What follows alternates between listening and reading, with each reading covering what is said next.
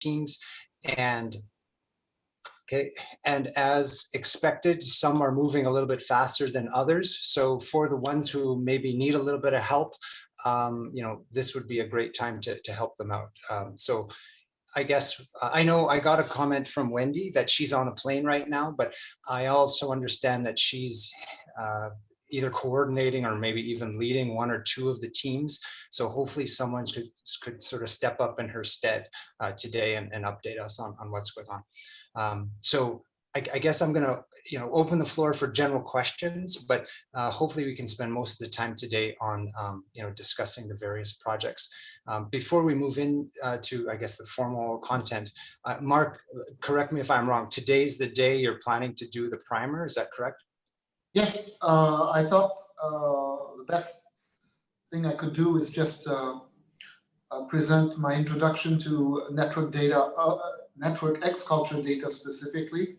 Okay. Right after one of our general sessions, and I'm ready today if that's okay with everyone, or we can do it after tomorrow's, no, tomorrow after, I know it's better today because after tomorrow we have a gender team meeting. So I'm not available after tomorrow's general meeting. Okay, but that's actually another question. And a couple of the teams asked me if we have meetings back to back one day like Saturday and then Sunday, I think for everybody now, is it worthwhile having a Sunday meeting if we're going to get through, you know, what change would happen in 24-hour period if everyone goes to sleep or whatever? We have a lot to talk about. So we can also address that question as well. Okay, but well, one thing that will have changed is Wendy will have landed. Oh, that's true. That's true. That's true. So, you know, maybe it's worthwhile and maybe it's not. So we can definitely talk about that as a larger group. Go. No, I was just going to say that if people have questions that they don't immediately express today, tomorrow is a good opportunity also to have a sort of post-mortem Q&A on social networks and ExCulture.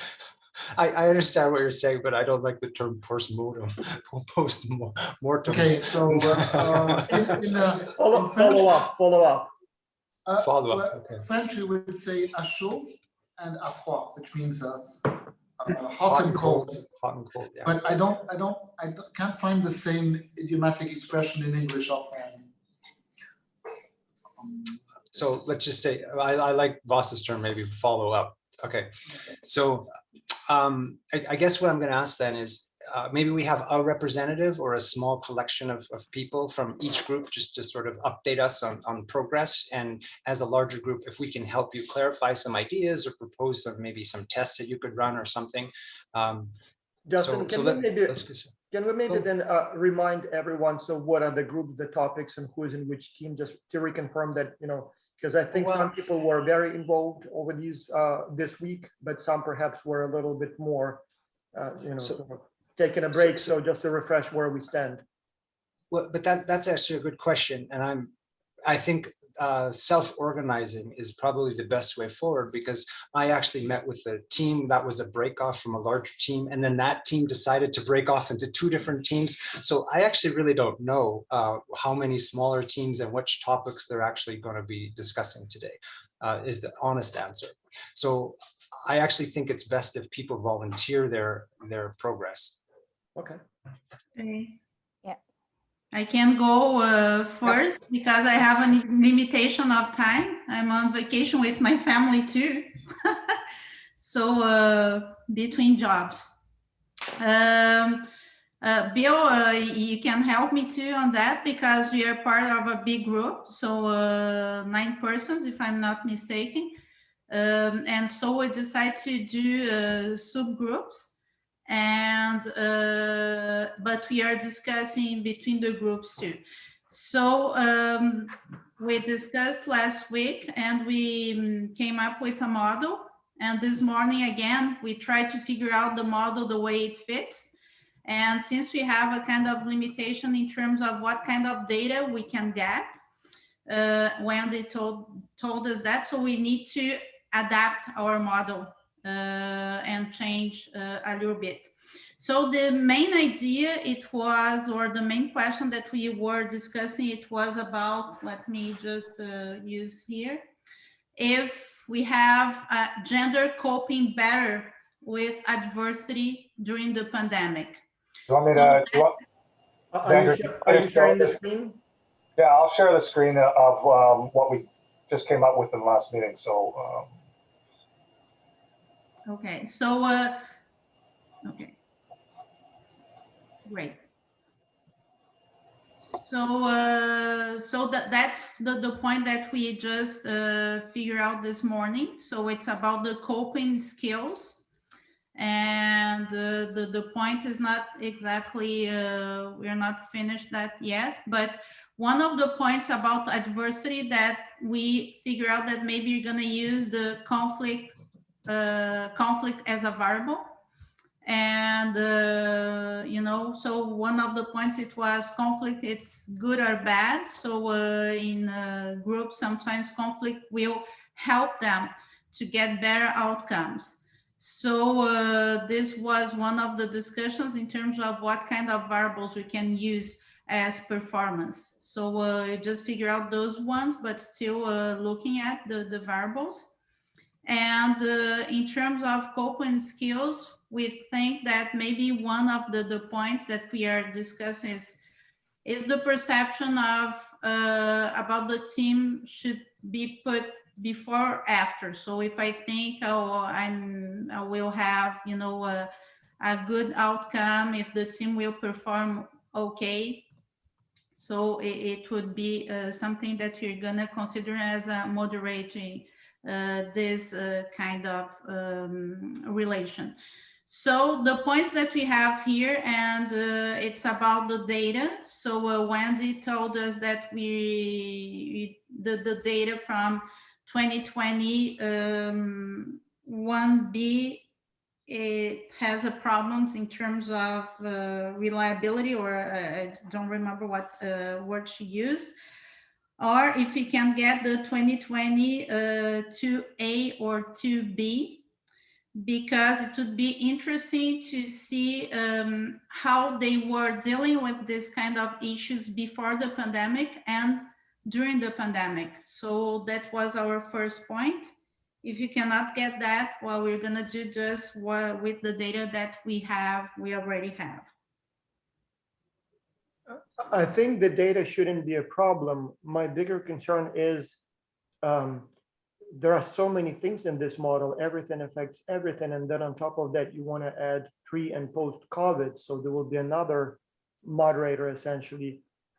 So if you had to summarize the main idea in a few words, what would it be? Okay, I'm trying to see if the model can be made a little bit okay, more. the main question is if women are coping better with adversity. Okay, so that's the main question.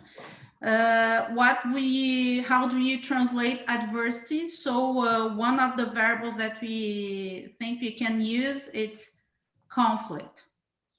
Okay, so that's the main issue here. So basically, when conflicts happens, you're saying that the outcomes will be better for women than for men. Is that? Well, yeah, that's the hypothesis. And then, so for coping skills, you use both coping skills and perceptual differences, or will it be something else? That's the point that we were discussing this morning, because it's the availability of the data.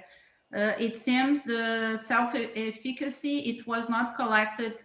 The last data that we have, it's, I believe Wendy told us, 2017, I believe. I don't know if she is right or not. So we're gonna need to change that variable.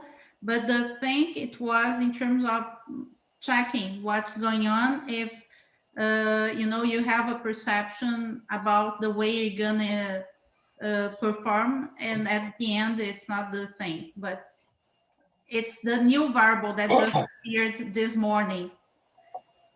since this is new, so we are just thinking in terms of gender with the other model, gender, conflict frequency, and performance. So it was those the three variables, the three keywords that we are using before this morning. So maybe it's simpler, and maybe we're gonna have better results.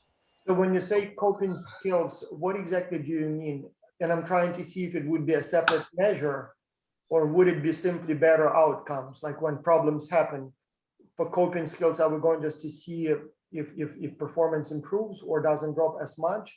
Or does it have to be something separate, like coping skills completely like a skill set as opposed to less drop in performance?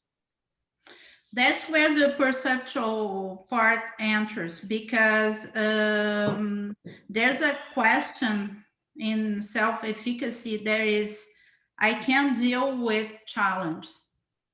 Okay, so that's where the idea came from. So the coping skills, it might be something that I believe I can do. And so that's why you have the perception that you can do that. So it would be better. So yeah, I think the group is. I mean, we have two subgroups for the 9 that broke up. We're looking at cultural intelligence. I'll talk about that in a minute. But part of our group was still interested in gender, and we were thinking something different from the other group that's doing gender.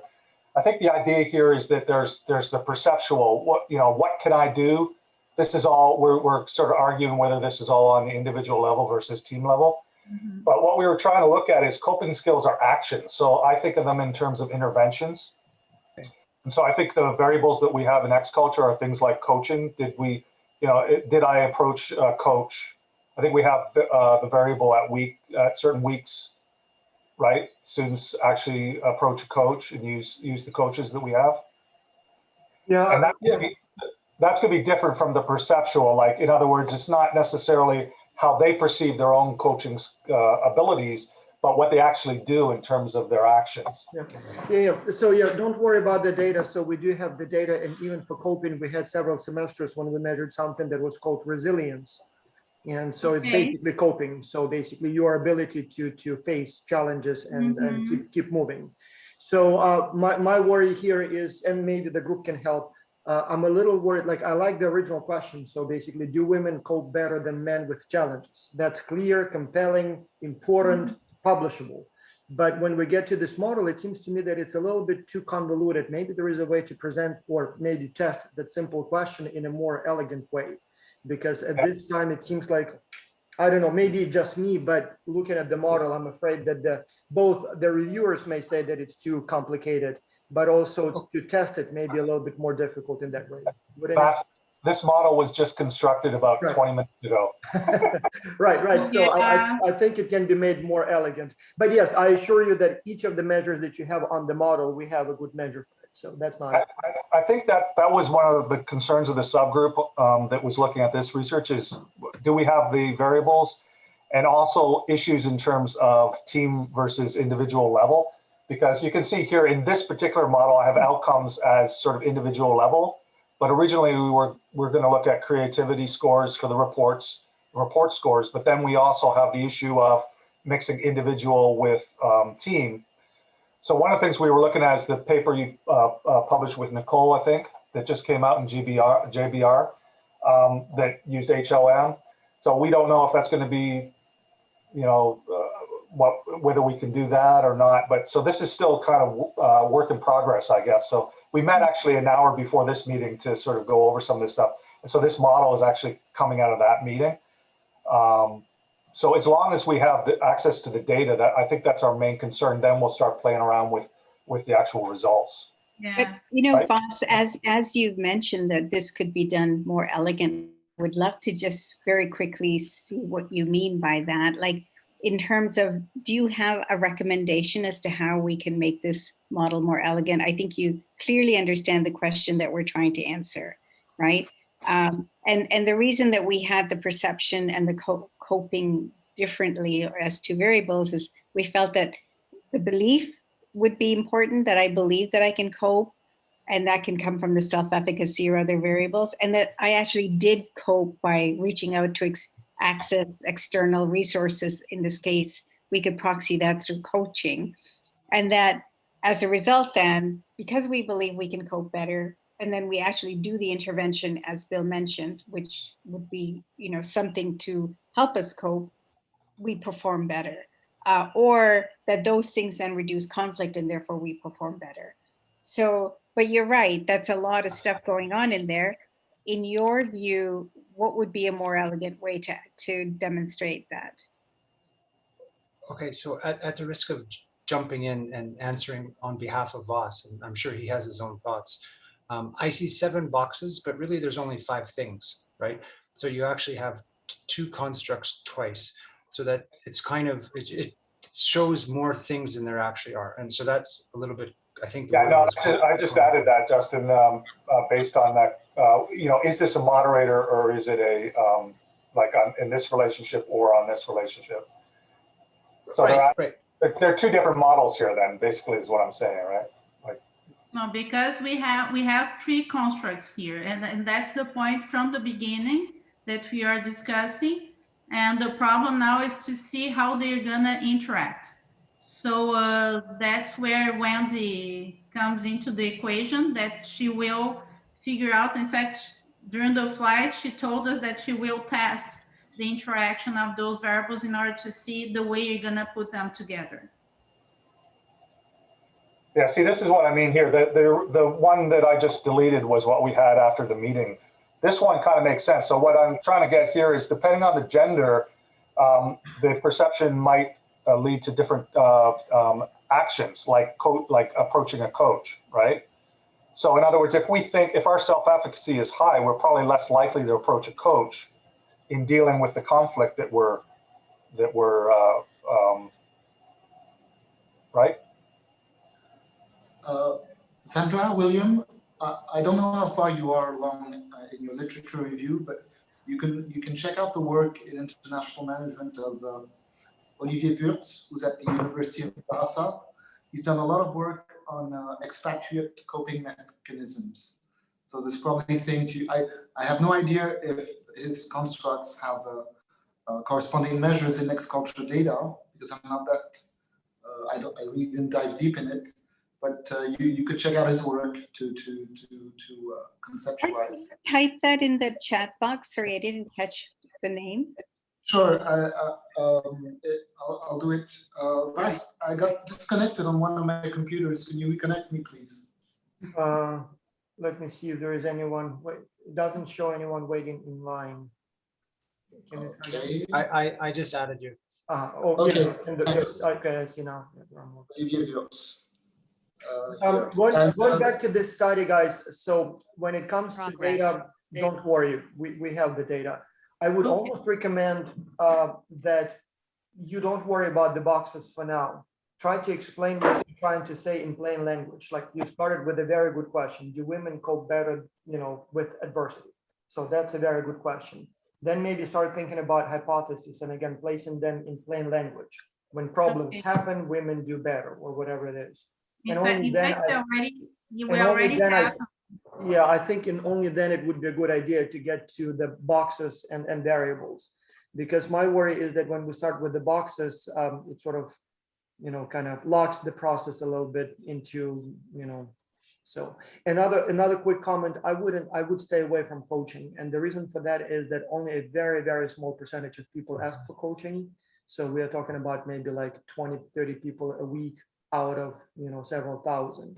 And so if you will use that as a variable, it will be just too small. Like you know, almost nobody will be in that one condition, or, you know, yes, or used coaching versus. So it's not like there are, you know, everybody asks for coaching and some ask 1 time a week and others ask 10 times a week, and you can use it as a continuous variable. It will be basically everybody will have a 0, and there will be a few dozen people who will have a 1. So for that reason, coaching probably not the best way. But if you want, yeah. Can you think of another variable that would Yes, yeah, but again, so it almost would be better if before we think about variables, maybe we should think about, you know, in the ideal world, what kind of behavior or perception you're looking at. Like, for example, if you wanted to have coping as sort of as a personality trait, we have a scale for that. So resilience asks exactly that stuff. If you want coping as some sort of behaviors that signal, you know, proper reaction to problems, maybe we can look at, you know, I don't know, communication frequency perhaps, or something like, I don't know, I mean, that just right off the bat that maybe, you know, people. Ability to listen, Bess? Ability to listen, I'm not sure if we'll have a measure for that. Like, again, if it's a perception or personality trait, again, maybe we can look at the personality scale. We have emotional intelligence scale, we have the personality big five. But if you wanted to look not only at the traits, but also the actual behaviors, like what would people do? So I'm thinking here, yes, they may go and ask for coaching help. I guess that's a coping mechanism, but very few actually do. But perhaps we can also look at things like, as I said, maybe communicate more frequently, or maybe take on a leader role, you know, to deal with the problems. Go ahead, Mark. There's not just coping skills, there's also coping mechanisms. Mm-hmm. And what I mean is that coaching is more of a behavior. I don't know. I mean, mechanisms have the advantage of being observable, and this could be in how communication patterns change when there's a crisis. It could be also in the qualitative data, including I'm going to use a term again, the post-mortem data. But what is dead is the report. It becomes a dead document at the end. None of the team members, as far as I know, ever died. So I think Mark's point is a good one in that maybe the coping skills can be indirectly inferred or perhaps even directly measured through communication. So like outbound reach to others every week. Do you try and get some information from them? Maybe that's a coping. You'd have to argue that a little bit, but it could be. But also in addition, maybe also effort. So some people, when problems strike, they basically just check out and they say, okay, I don't know what to do, you know. Others put in more effort, and we have a measure week by week how much time they basically put in. So maybe also some, you know, like we have some information complaining when other studies. So again, if you think, you know, signaling to the authorities about about the problem in the team is a coping mechanism, we measure that as well. So we can think of those things. I think it could be a lot of different things. Let me just break these down so I'll make it nice and simple. This is the original model, if you think about it, right? And I said this to the other group a little while ago. We could just look at gender. Does gender actually influence the relationship between conflict and outcomes? Which we found, I'll show you in a minute what we found in the other subgroup, but we found that there is a negative relationship between conflict and performance, right? Which is probably to be expected. The reason why we were looking at things like coaching is we want the mechanism, as Mark mentioned, we want to say, well, what's in between here? What's the black box that is connecting gender with this relationship? And what we threw out there 20 minutes ago was coaching, or we could look at conflict management or whatever. But the story is, does gender make a difference? I think, and again, I'm just trying to help you, Xander, out here because I think. And by the way, it may be a good idea to start with this model to see if there is a gender difference before you start explaining why women do better than men with coping. We already did that. Maybe there is no difference at all. Did that one. Yeah, I would did that one, and that's why you're going with that, because this was the first task that we did, and in fact we have something interesting to tell. And the point that we are oscillating, it was we should put together conflict and cohesion. And finally, since we came up with the word adversity, so that would be maybe better using conflict. And looking at the data, we thought also that we have more things to use to play with. And we're gonna read the article that Mark just told us in order to see what kind of ideas we can come up from there. And of course, start, you know, small and see what kind of moderators, you're gonna need to tell a better story.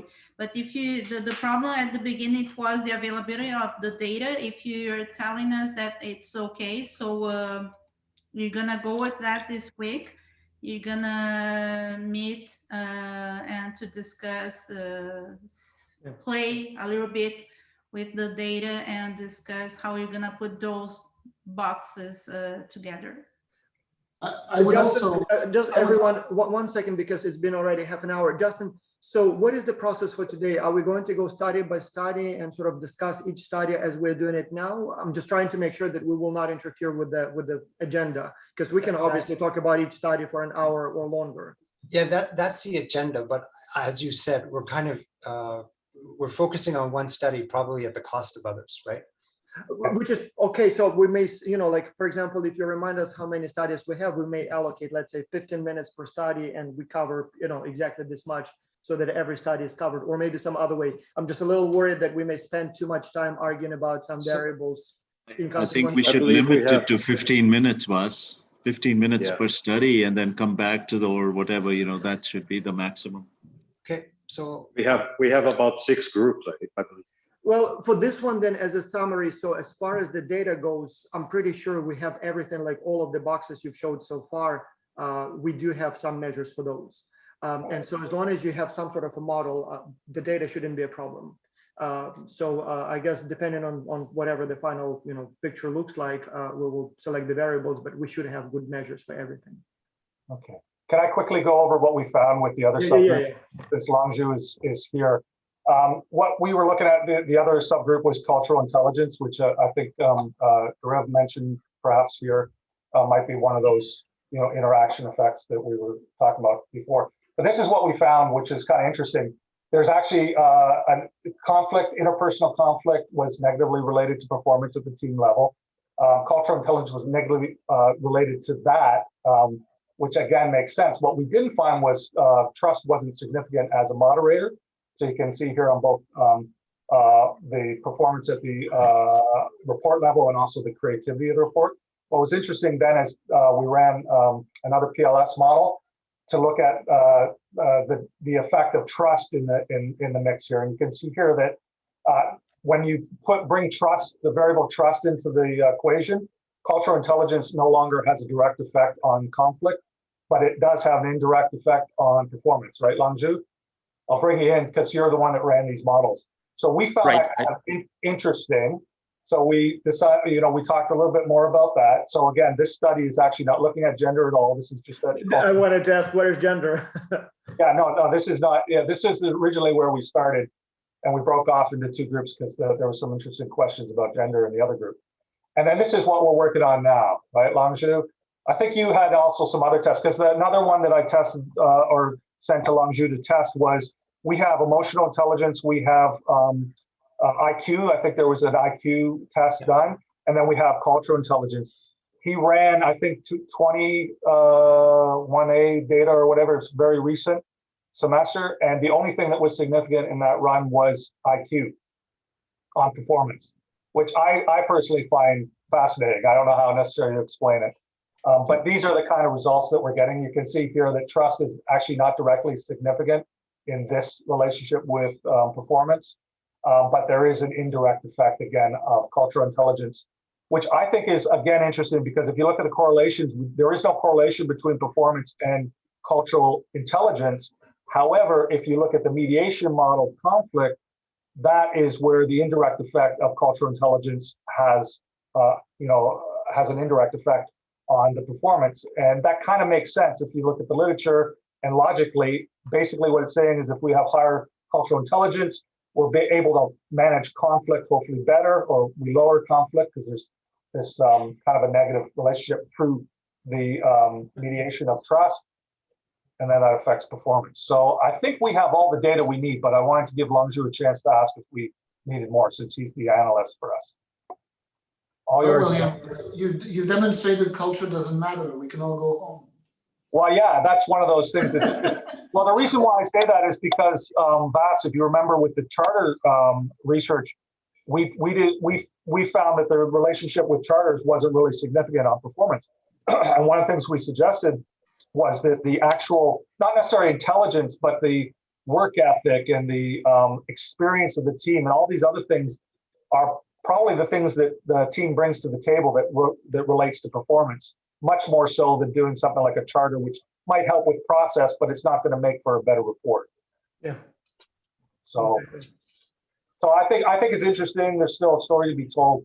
I think we have all the data, but like I said, Anju, do you have any questions for Justin or Vas in terms of the data? Do we need any more? Or? When it comes to data, it may be not for now. Yeah, maybe even have a separate meeting, because I do have some suggestions as far as the data go, especially for that coping mechanism, if you want to bring it back. And then with the gender component, if you again want to keep that. Okay, so that's our report. Now, since we talk about the gender differences in in coping the conflict, maybe we can also combine two projects. Based on this model, we just to see how men and women, the CQ, how this influence performance and creativity in different ways. Yeah, so using gender as a whole big moderator. Justin, I suggest we continue with the gender group, because we're on the same topic, if that's all right. One thing as a quick comment, when we have a whole week in between, so people are done with the paper even before the whole event started, right? So they'll literally have the results. So by next week, they'll have the final paper submitted to a journal. But definitely, this is all kinds of great progress being made here, and certainly it's publishable, right? So you guys did a heck of a job. So congratulations. Just for my record, so on this team we have Bill, Zandra, Sima. Were you also on the team, or you just want to make sure that we know who's where? Well, on this subgroup, it's me, Langju, Lily, Nicholas, who couldn't make it. I think he had some personal issue. And who else was on their team? I'm trying to remember. Was it Sima? Yeah, it was Sima, me, Eric, Xiang. Okay. Yes, I believe those are, hope I'm not. And Wendy. Oh, and Wendy. And Wendy, of course. Thank you, Xiang and Okay. Wendy. Yeah. I'll just so we know whom to contact when there is a question about a study. Okay. All right. So then, next study, I guess. How about the next gender group? I like that idea. Good job, Mark. Okay, so I'm going to, since Wendy isn't here, we have 3 subgroups, and I'll let members of each subgroup develop each topic. So our first inquiry will be into ratings and whether there are gender differences between male-male, female-male, male-female, and female-female ratings. So in other words, is one gender more harsh on another gender or on the same gender? The second stream is about the willingness to lead and how it changes over a semester. Anecdotally, we've noticed that male-led teams at the beginning sometimes get taken over, not necessarily in a conflictual way, but that a female leader emerges over time in the semester, and that there's a female formally or informally elected leader at the end of the semester. So we're going to look at that in a longitudinal way over the semester. This one's very interesting. This is a very interesting one, yeah. And finally, we have do female-led teams perform better? And so naturally, in that context, we're going to look at all forms of leadership, sole leadership, shared leadership, formally designated, informally designated, and look at the teams where there are all female leaders or a single one versus where there are all male leaders or a single one. And to start with, ignore the shared leadership, which is of mixed gender. There, that's in a nutshell.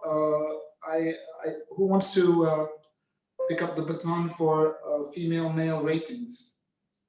One question, just a general one, comes up all the time, not related to this study. So when we are trying to either prove or at least explore and show that women are better than men, so does it make us sexist? Because if we were trying to do the same thing about men, like if we were trying to prove that men are better leaders, or something like that, we would be accused of sexism. So if we do it the other way around, so is that us being sort of, progressive and correct. What I mean is that any chance it may backfire in some way? Well, only someone from a patriarchy would ask the question.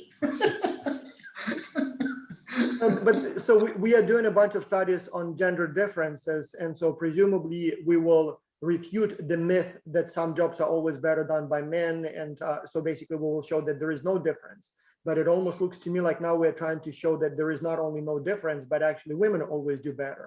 And I wonder if that may, sort of backfire in some form of, accusations of sexism. I hope that's not a problem, but although there's been some progress locally, I think there's still a long way to go before there can be symmetric judgments on whether one is more not racist but misogynistic. What if the conclusions? What if the results show that actually men do better? Like teams that are led by men perform better or something like that. Do we still publish it and say, feminists, you got it wrong, men do better, or do we just? I will submit it to the critical management division of AOM and see if there's anything in the methods or the sampling, any biases before I draw any general conclusions beyond the perimeter of the study. At least that's my position. I'd be very cautious. So why don't we turn that question over to the person who's going to be commenting on the male, female, whatever male peer evaluation part of the study. So Malika, I think you were in team 1, right? No, actually, I wasn't really interested in that issue. And I don't think anybody in the group really was. I mean, we kind of, somebody, I think it was Lucia who divided the things up into 3, but everybody kind of picked 2 of those. And it wasn't, I don't think anybody was really interested in the, are the women better than men doing that. So it was I missed like, that.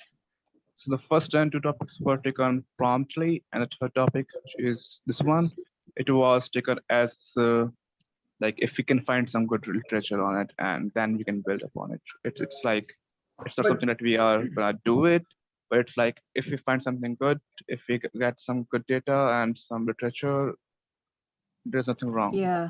But I think, did I understand correctly the intent? So we are trying to see not only if men get lower peer evaluations than women, but also do women evaluate men more harshly than men evaluate women? Women evaluate women, men evaluate men? Is that sort of? Oh, that was a second issue. Yeah, the evaluations, and that kind of tied in with Mark's kind of neural network. Are women evaluating other women more harshly or less harshly? Men evaluating women, and then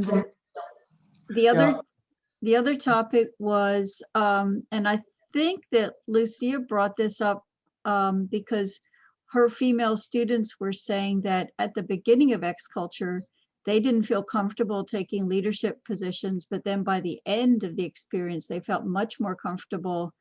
And so we're thinking, okay, are the women team members moving more into leadership positions by the end of the project? And again, tied into Mark's networking, because he had all these beautiful visualizations of the data, and we could color code it, whether the women were in fact seen more as leaders towards the end of the project than beginning, or not. Yeah, I personally find all 3 topics fascinating. I mean, I think there is really something interesting in all 3, and I'm not sure if you want to pursue all 3, but important. We do. Yeah. So on the first one, peer evaluation. So we know that women get higher peer evaluations than men. So overall, they do better. But I have no idea if women discriminate against men discriminate against women, or if there is some sort of camaraderie going on. Maybe men perform, evaluate men higher and women lower, or maybe, something else. So it's easy to test too, right? I actually have some anecdotal evidence from my own teaching in class of business plan workshops. And I've had about 189 groups so far. So, and what happens is that the dynamics are different when there's a single woman in a team versus there are several women. Mm-hmm. So it's too soon to tell because we haven't looked at the data. We don't know what the research gaps are, but I'm sure there is potential to look from a network perspective at peer evaluations and controlling for gender. Yeah. And likewise, probably when there is a single man on the team versus, like, for example, I've noticed that in schools, when there is one male teacher, he's the one who usually becomes the principal for some reason. Yeah, but it so happens that I've mostly been teaching entrepreneurship to engineers, and so an all-female team or a female team dominated in headcount by women is pretty rare in STEM. Well, we have enough teams that are either all male or all female, one man, one woman, roughly half and half. So it should be a good setting to test those. And obviously for each combination, there are enough biases and stereotypes and stories and legends. So you can imagine all permutations. Yeah. Lydia, were you about to say something? Yeah. I think related to, because I'm also in the option 1. Yeah, so the first one is being handled by me, Wendy, and also Lucia. Actually, I think that's still preliminary to be discussed in this meeting. That's why I think, yes, basically it comes from the ideas, yeah, where to start, and then we define ourselves, and then we go through the literatures. And yeah, I think Lucia, do you want to add something to that? Well, actually, after all these comments, I just had a thought that it might be where these 3 ideas could merge into one. I mean, Vas, we might be so politically correct that we'll find that a diverse team by gender tends to perform better, right? So it's not females or males, but you know, that I don't know, this is probably not politically correct, but that balance, maybe, you know, we can look at shared leadership, for example, and see that particular area if those teams are performing better, as opposed to just female or male led teams when there's a formal leader. The other aspect that's kind of popping up in my mind as we're discussing this is the idea that it's a leadership style. So I wonder if it's less than gender and it's more of where we are in the world today, that we prefer a certain leadership style, and that leadership style might be more prevalent in certain individuals than others, and gender may play a role in that. I'm not sure, but I think that while we've divided ourselves into 3 groups, I think that there's a lot of overlap between the 3 groups that could really lead to a great research question. Yeah. I think, Lucia, you're onto something there. Yeah, but also if you want to keep them as 3 separate papers, I think the ideas are distinct enough to justify multiple papers if that's the intent. I think especially because we're looking at really different constructs. On the one hand, we're looking at assessments, peer assessments. The second one is a really longitudinal study. So it's not really going to look at the same things. And the third one is going to look at outcomes, such as performance. So I think it's more free papers than a thicker single paper. Actually, I may be wrong. I concur. No, I think that's right. You have a predictor, right? And then you have a over time thing, and then you have a dependent variable. So I see it as 3 too. So yeah, I would try and do it as 3. And if you have problems, you can always converge and make a bigger one, right? Yeah, because the first one is definitely about biases and evaluation. The second one is about timing of leadership. And if you really can show that women are less likely to be leaders in the beginning, but more likely in the end, that's a very interesting story, completely irrespective of evaluations. And then finally, do women-led teams perform better? I guess this could be merged with the timing of leadership, but could also be a whole separate study, you know. And then you can look obviously at why, you know, maybe it's the leadership style, maybe it's the conflict resolution style, maybe it's just the sheer effort people put in. We have all of those potential explanations. Sure. We have a lot of attributes, but I'm not sure that what I usually call the Donald Rumsfeld policy for addressing problems is to extend the perimeter of the problem to see if a bigger group can solve it. I'm not sure it's the right way to go about here, but okay. All right, well, so then maybe let's move on to the next study, but this one definitely seems to have potential and possibly multiple papers.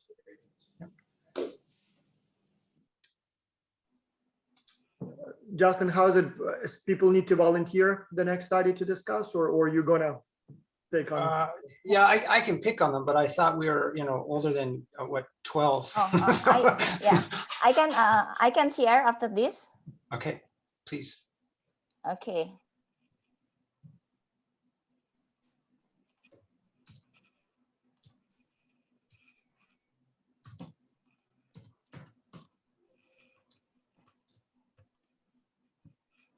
Yeah, so this is the update from the Energy Spark team.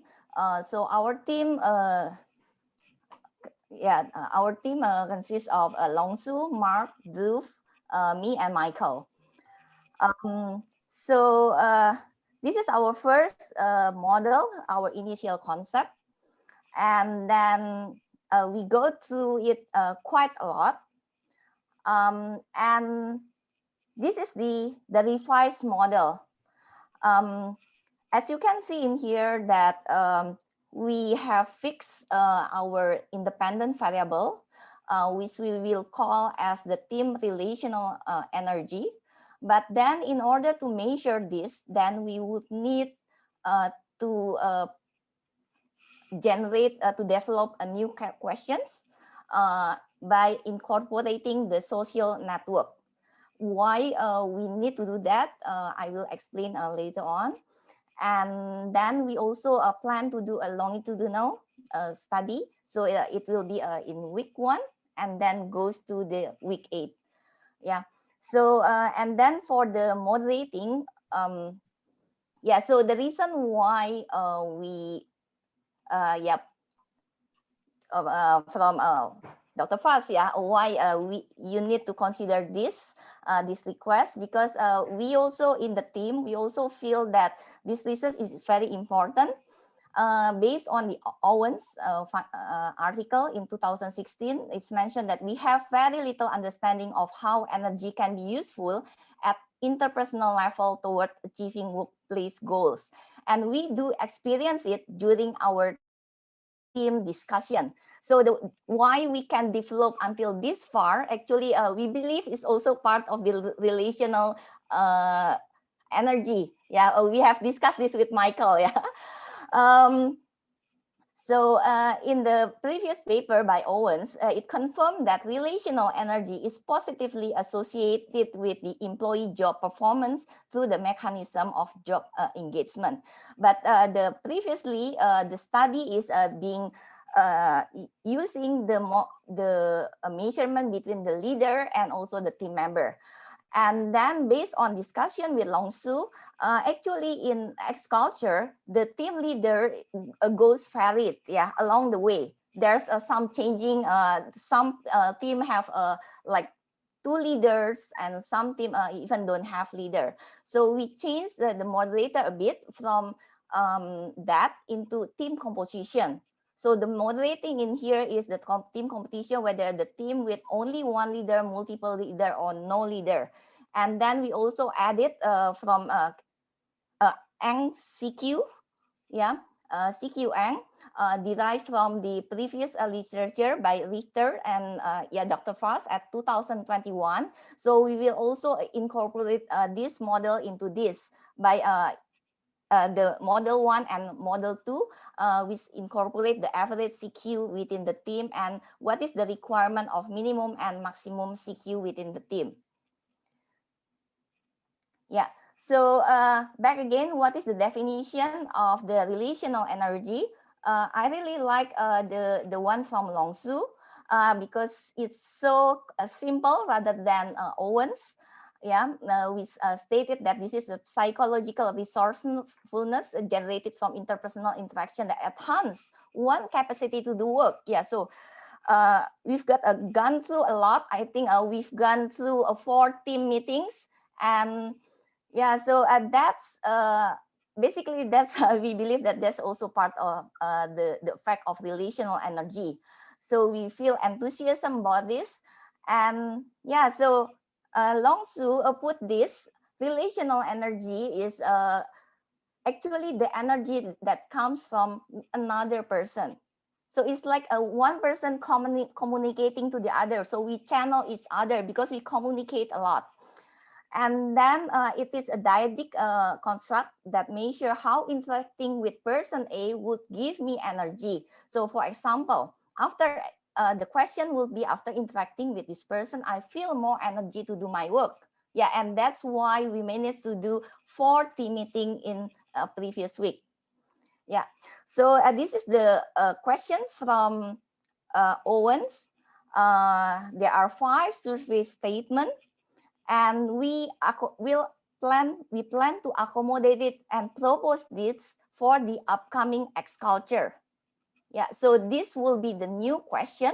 Yeah, basically we just adopt everything. Previously, we just want to see how it's an interact with the team.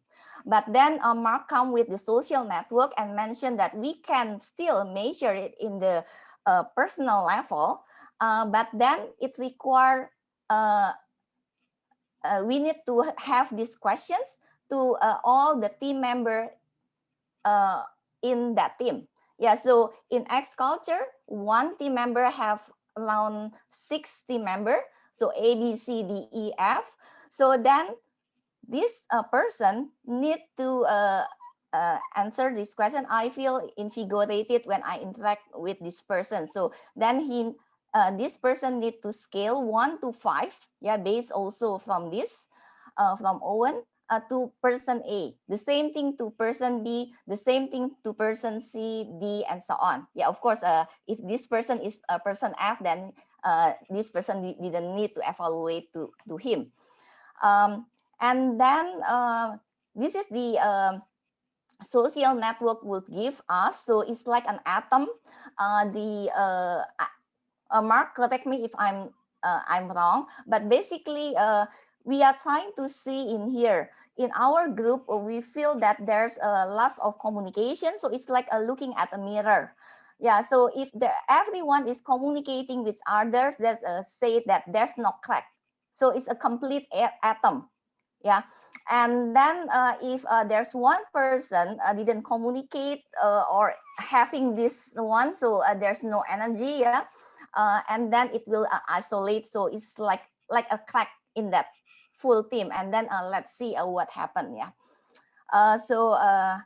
then yeah, so why we need to develop this, like I mentioned before, that in ExCulture, it's very hard if we measure from individual to team leader, because team leader is changing along the time. As you can see in here, this is data from Long Su. Yeah, I think Long Su helped a lot throughout this process.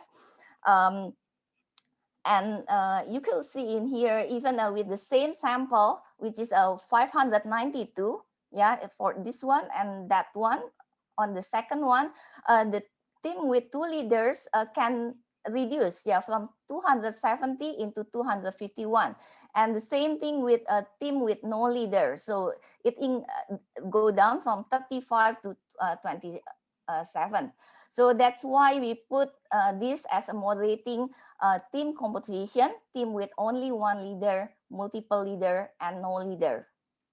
Yeah, and then the things is, yeah, I know that there's quite lots of questions, but then it's something that actually I think this is the weakness, probably not weakness, but this is some due diligence that need to be done if you want to use the social network, that you need to have all that questions, because by using the previous data, Mark has done a study on that, and from 924 something, yeah, team, then basically only 298 that network with complete data.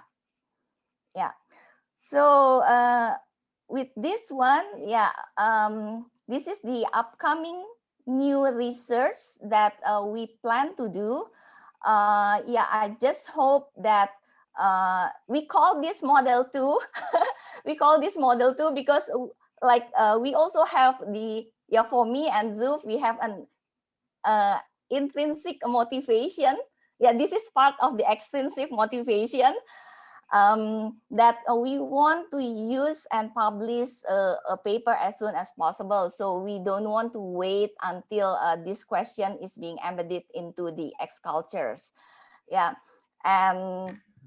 Hey guys, and then one big question though. I'm looking at the variables, so we don't have these measures.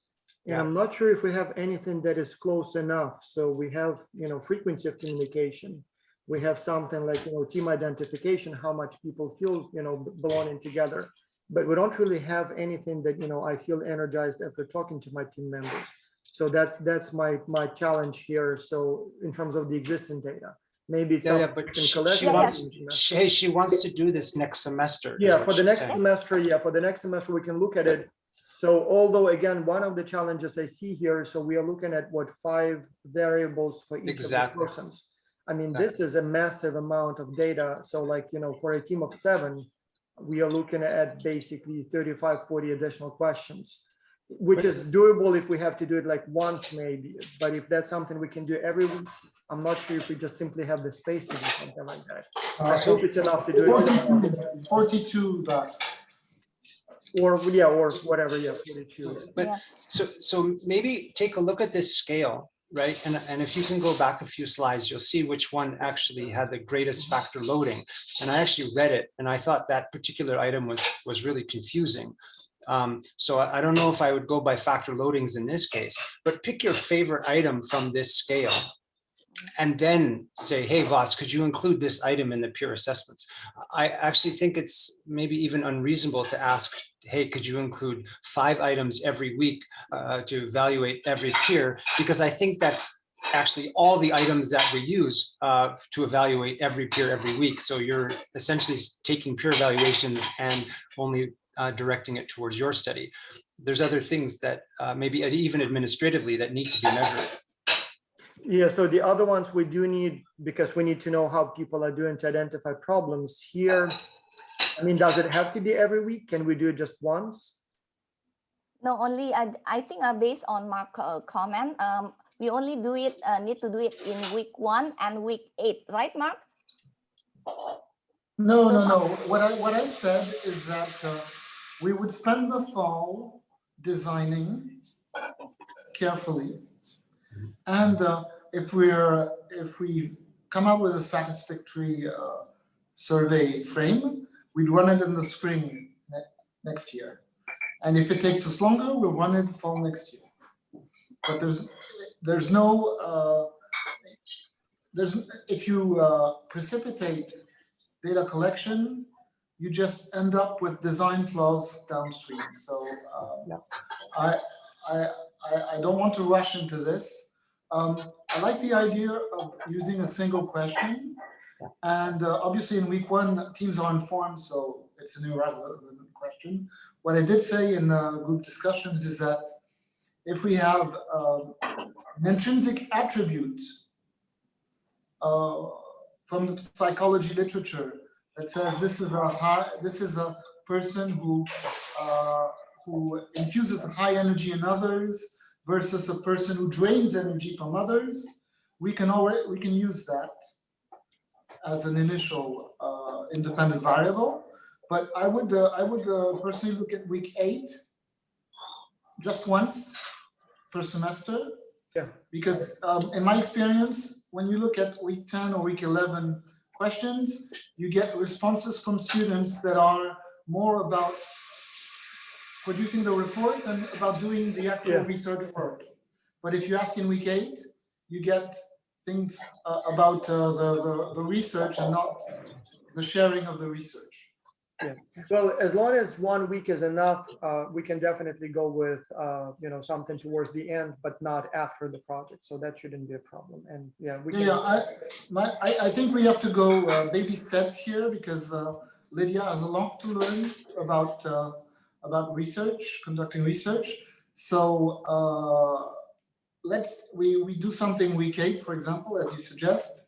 And then we crunch the data. If we find something interesting, we can argue that we want a bigger footprint in a cohort, or perhaps only a portion of a cohort. Maybe we don't ask everyone these questions. Maybe we limit ourselves to 5-member teams, or we can discuss that so in 2023 surveys. Yeah, we can definitely plan on doing that, and as long as you're aware that we don't have the data yet, so then we are good. So we can plan and do it in the future. Okay, yeah. So then it goes to the next slide. Yeah. So we do want to have a research, yeah, because like Mark mentioned, although I'm yeah, how you will say, yes, I know that research took some time, but we also need to have a tangible result. And that's why we are thinking of something with the preliminary research to model 2. So thanks to Michael's ideas for this one. So like I mentioned that there's a relational energy among us. Yeah, so there's lots of things like Dhruv also give lots of things to me since I'm just a newbie in this research. I have no experience. Yeah. I have only like 2 years in education. Previously, I'm in company, so I'm yeah, very result oriented on that. So this is the other ideas, yeah, to do the. You see in here, we even come up with model 1.3. So actually, there's already a model 1.1 and 1.2, right? So basically, this is the preliminary research to model 2, which is the I believe that it will be a good one. Yeah, thanks to encouragements from Long Su. Yeah, that's also another relational energy. Yeah. So once I meet with Long Su, and then he also he inspired me with this one, and Long Su managed to emphasize that actually with this energy. A relational energy, it will open lots of research idea, because it's mentioned in here, we have very little understanding about how energy can be useful at interpersonal level toward achieving workplace goals, which is very important. Yeah, right now we are in the middle of job burnout and so on. Okay, so then what is this model, which is the preliminary research to model 2? That's because if we take a look at the definition of the relational energy, actually relational energy is part of the external motivation. Yeah, so then we are trying to put this as an independent variable, the external motivation, to replace for relational energy. This is not ideal, but then again, yeah, as you can see in here, we also bump into another things. Yeah, that this data, because if you want to run this, then we need to know what is the progress, what is the social network interaction in here, and what happened next. So we need at least 2 measurement in the beginning and in the end, something like that. Yeah, so then this is not available. Then yeah, then it comes again. Yeah, like I mentioned, Long Su really contribute a lot in this. Then actually from here, from the CQ, is this is the CQ from Ang et al. Yeah, and it's already studied a lot. That's why at that time we kind of feel that it seemed that it's very hard to find new one. But then yeah, Long Su mentioned that okay, there's another one. Which is from Bucker's new CQ conceptualization, which is new. It published in 2015 and suggests that construct may be better represented by a 2-dimensional structures.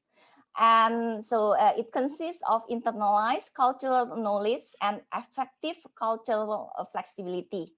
Yeah.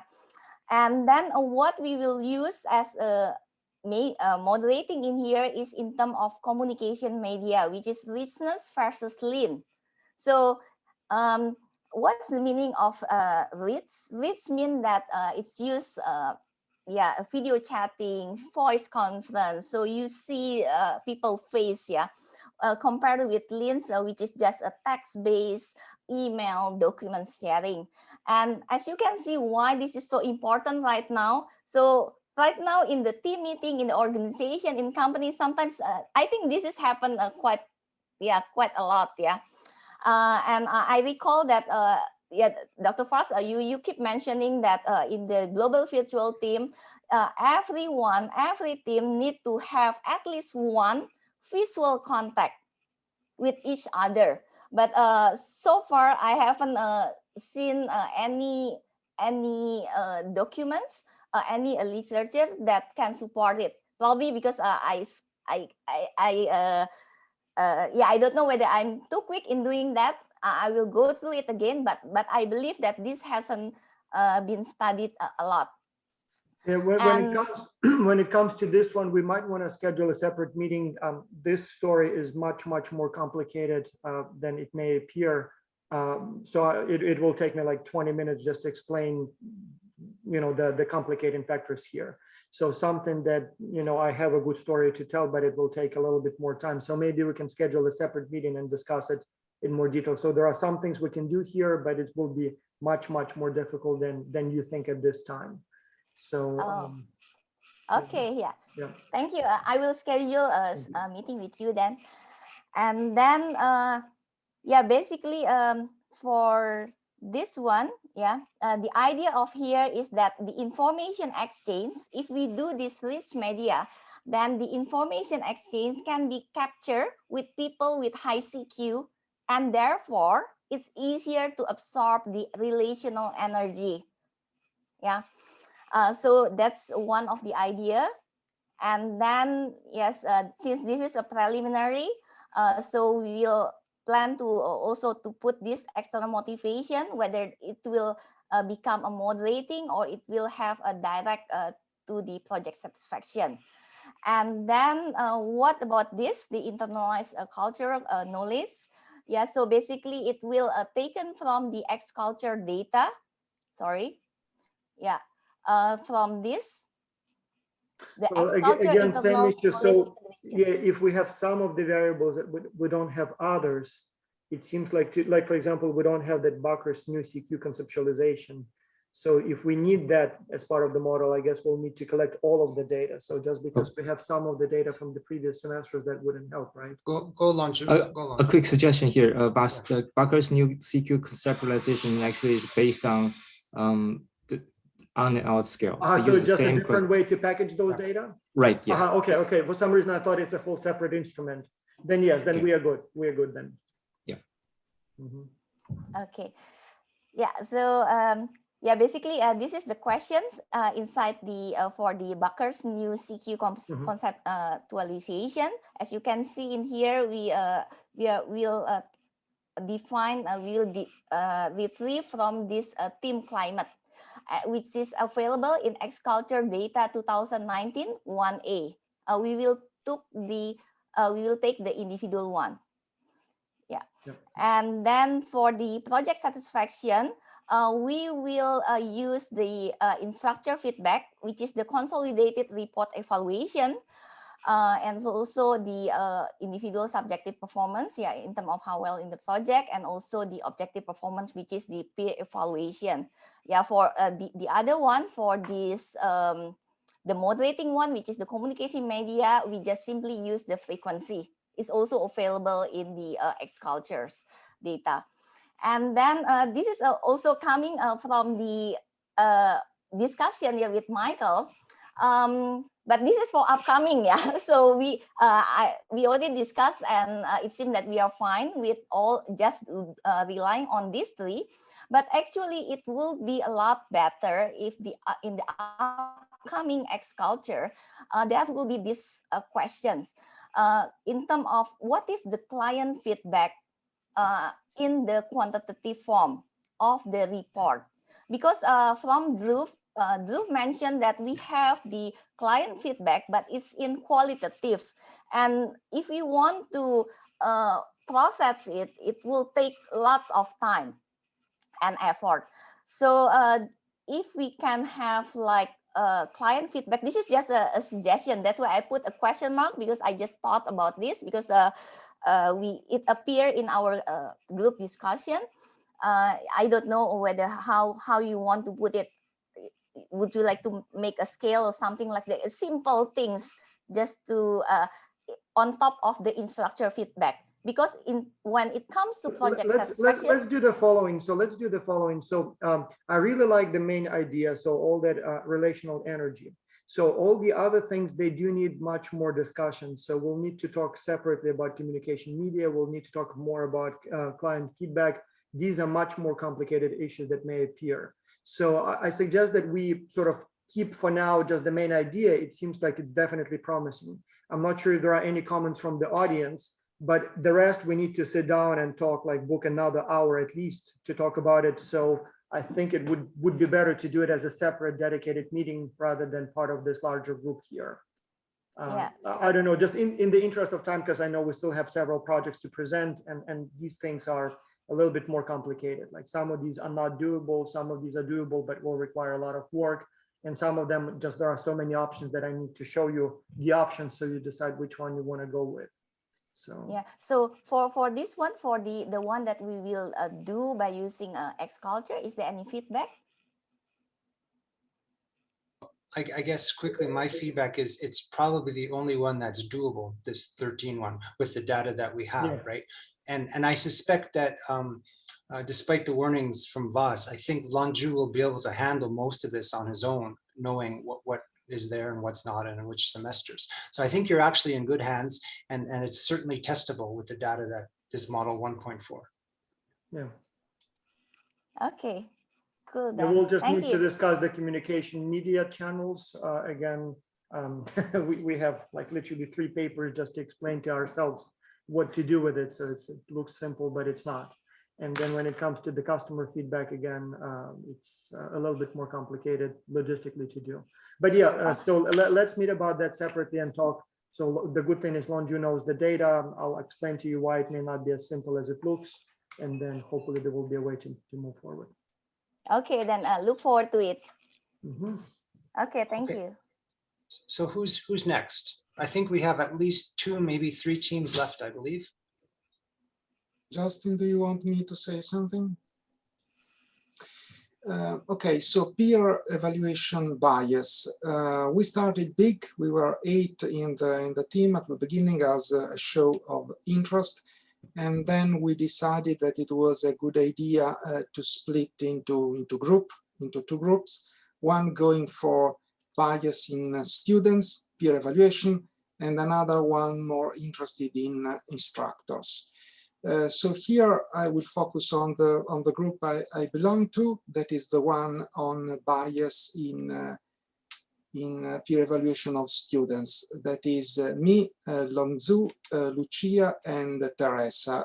The other one I think is Dhruv, Edward, Doug, and possibly David, but I don't know if they made other decisions. So regarding bias in peer evaluation, we didn't organize a presentation actually today, so I will just update you about what we are doing.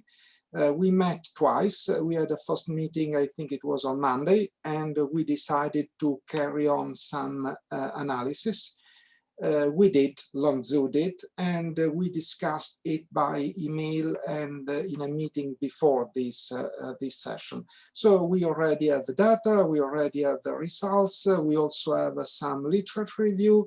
And now we have to the point that we have to make sense of what we have and try to organize a paper out of it. Updating about what we have. First of all, we had the idea and it was actually Longzu idea again at the beginning, of looking at the bias, making a comparison between self-assessment and peer evaluations. In other circumstances, we looked at the sort of objective stuff in the other paper that we developed, like nationality, or maybe the score, the TOEFL score in English, or something that was objective. On the opposite here, the anchor was sort of the peer evaluation themselves and comparing them with the self-evaluation. And we have some results that are maybe not expected, not what we were expecting. So our first idea was that somehow at the very beginning, there might be a big distance between self-evaluation and peer evaluation. And maybe as the people are working together, they know each other, these two things are going to converge. Actually, the data says the opposite. So the divergence is going to increase. So self-evaluation, we know, is consistently higher than peer evaluation, and it is growing across the weeks. So growing over time? Over time, yes. So, okay.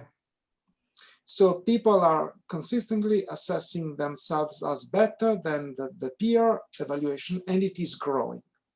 So now we have actually to think how to make sense of this. We may have a lot of anecdotal ideas and stories about that. Actually, the analysis has been mainly on the week where actually the work is going on. So actually from week 5 to week 9. Or week 8, actually, I think. Yeah, and in reality, it's not really week, it's the survey 5-8. So it means that at the end of week 3, 4, yes, 5, 6, yes. all the way. So it is when actually the work is going on, not at the very beginning. So yes, we have to give some thinking about that. And we have also been investigating the difference between sort of the deep level stuff. So actually your effort, your self-evaluated effort, your motivation, and actually sort of something that is at the surface. So what we say, the nationality, the ranking of the university you belong to, and it seems that the deep stuff are more important than the one that are at the surface. And again, this is something that maybe it was not entirely expected, at least on my side. So now we have to think what to how to build a narrative out of these results. But I don't know, Teresa, Lucia, and on Zoom, if I have been forgetting anything important about what we have been doing. Yes, maybe one other point that we have been noticing, for example, is actually how this difference between self-evaluation and peer evaluation is having different effects across the weeks. So for example, it seems that when the difference is big at the beginning of the project, so for example, in week 5, this has a negative effect on the performance. For example, the self-evaluated motivation or the enjoyment in the projects. So if this difference is big, there is a negative effect. But this is not so going on in the project. So for example, in week 8, people that are saying that they are better than the peer evaluation that they receive on average, this is not negative for their performance. So again, this is something that we have to make sense. And of course, there is a big if it makes sense actually to make this difference between the self-assessed and the peer-assessed, because the peer-assessed, again, is not a very objective sort of anchor in respect to the TOEFL score that we have been analyzing in another paper. But other people in the team have been suggesting, I was not aware of this, that maybe they have anecdotal evidence that there might be a lot of collusion in that readiness test, in the TOEFL. It is not so in my class, but it seems that there are a lot of people that have 100 in English or a very high score in the TOEFL, and then it's end up that they hardly speak any English. So maybe it is not as objective as I had in mind. So maybe using the average peer evaluation is not as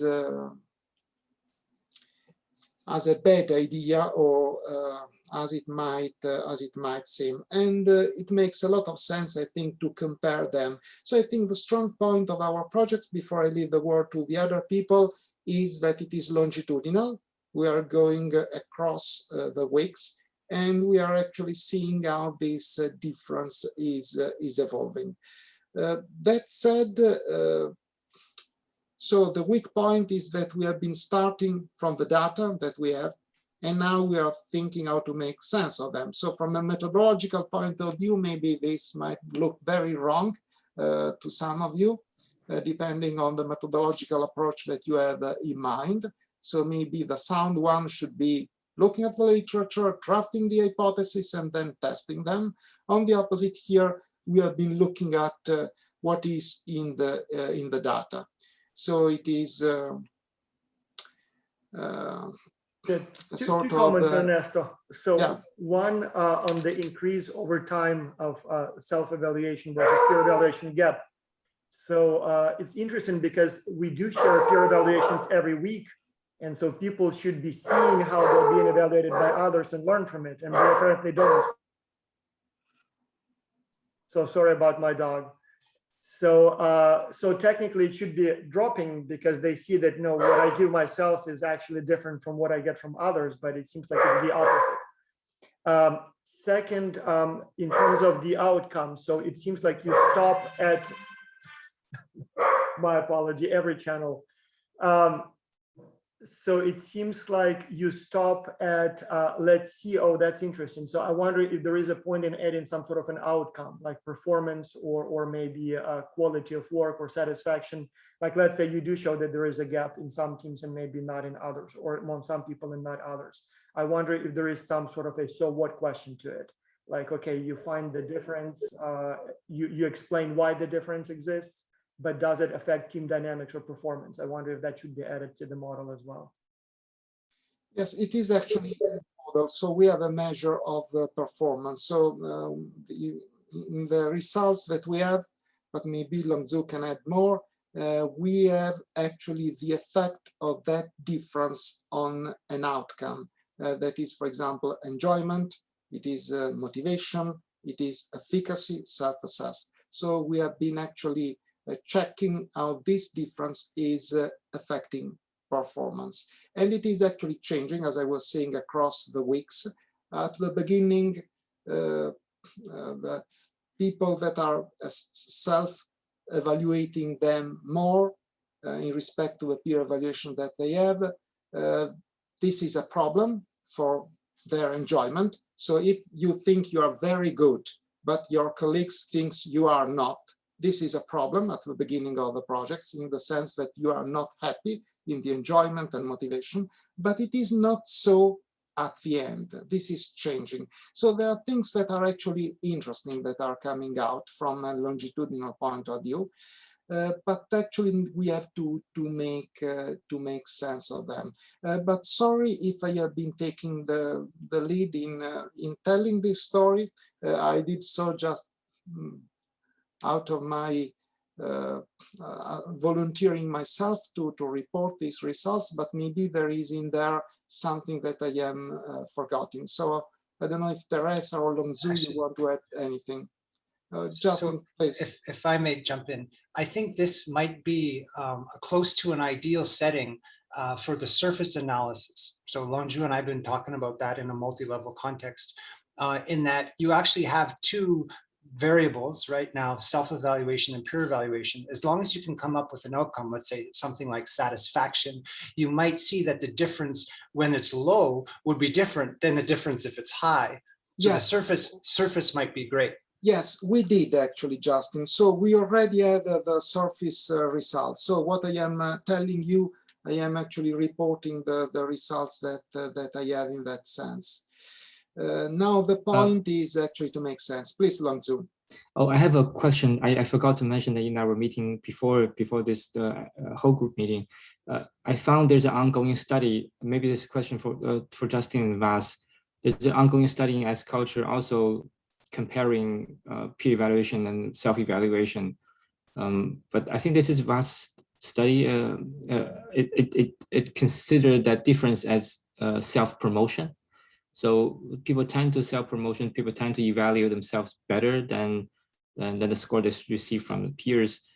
And I'm just wondering how much overlap between this self-promotion study and our first idea, or we can combine them together. So just a quick question. Unfortunately, I think Vas is busy with the dog or something. The dog went out of control, so we have to. I can double check with him later. Ernesto? Yes.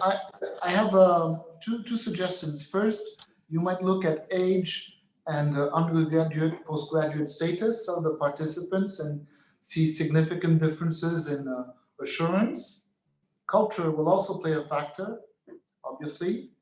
But the other thing I would like to suggest, but that would require potentially a new survey, because I don't think we have that data today.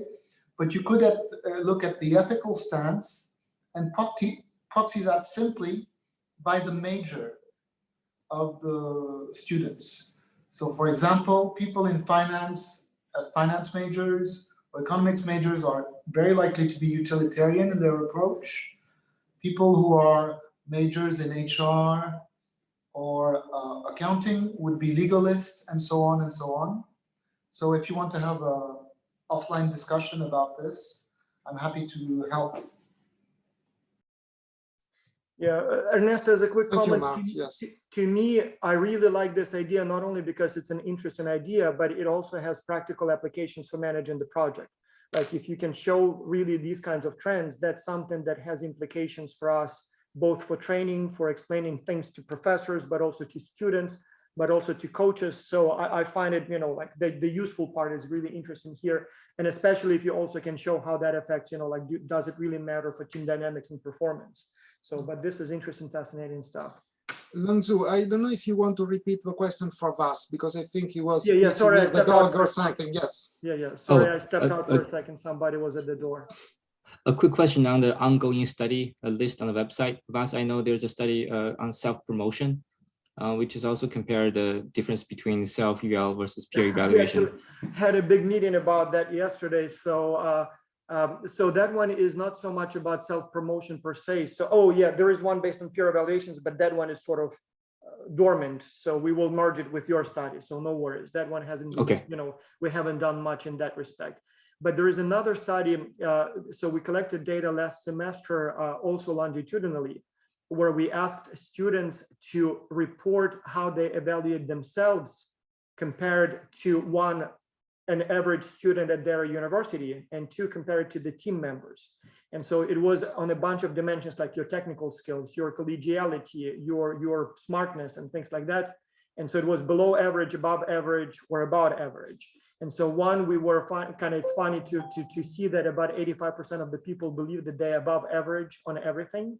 But then second, we wanted to see if they learn over time. So we asked that a couple of times throughout the semester, and they do get peer evaluations each time. So they should know where they are, but no, they don't learn. And just like you, over time, they become even more confident that they're above average, all 85% of them.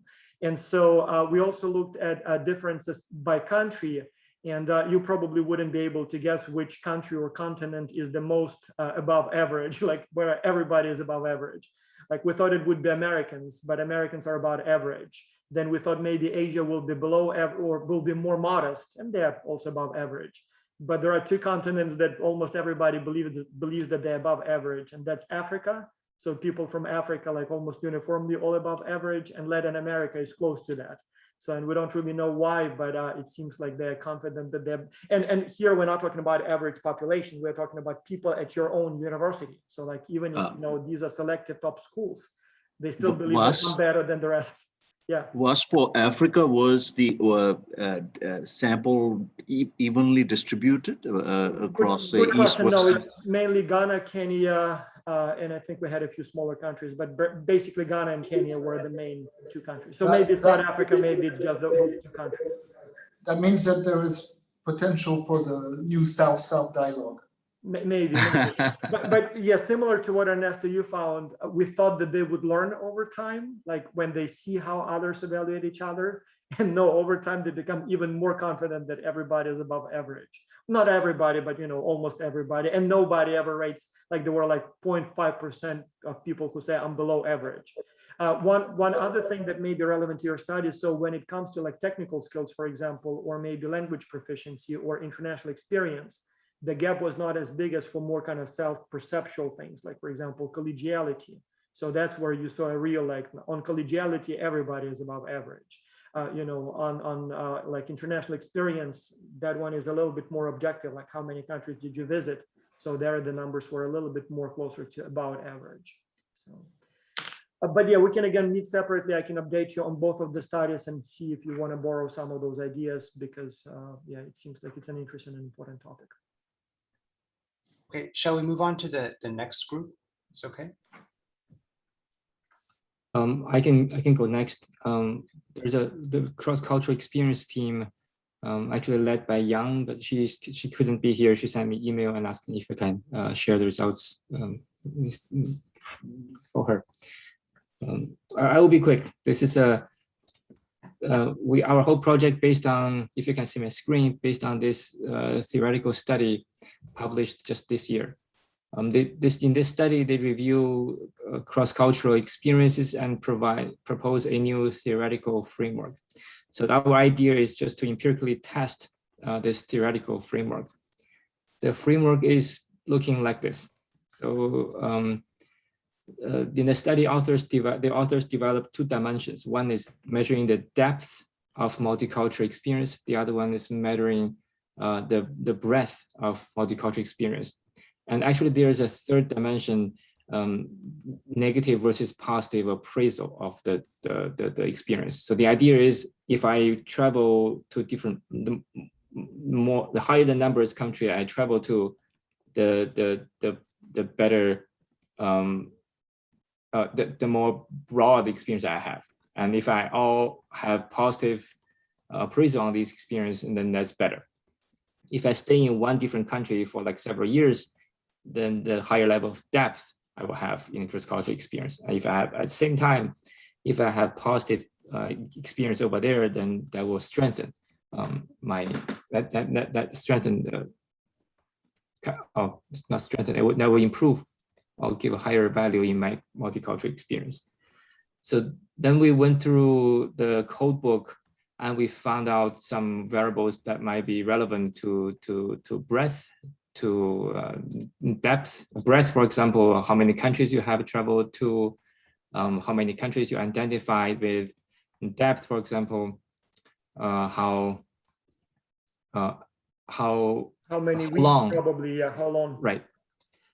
Appraisal, like, do you think cross-culture is too difficult to communicate, and enjoyment?